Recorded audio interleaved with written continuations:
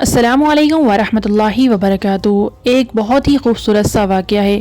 ایک بندے کا اللہ پر یقین ہونا کتنا زیادہ ضروری ہوتا ہے، آئیے جانتے ہیں اس ویڈیو میں۔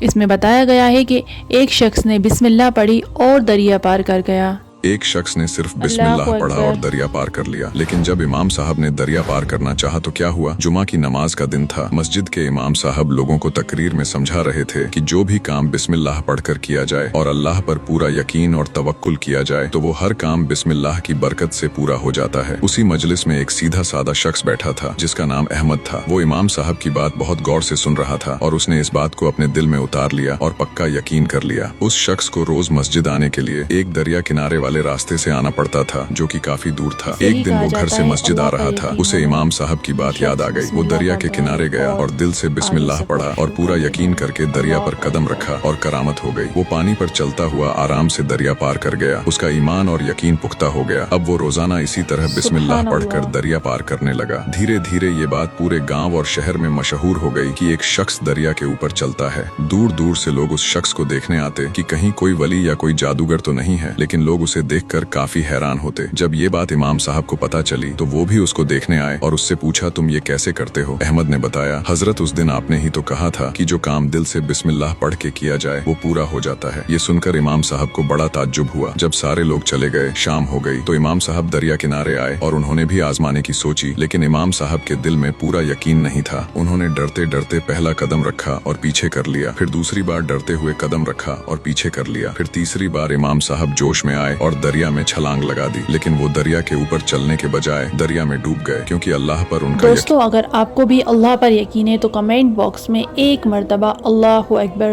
ضرور لکھیں۔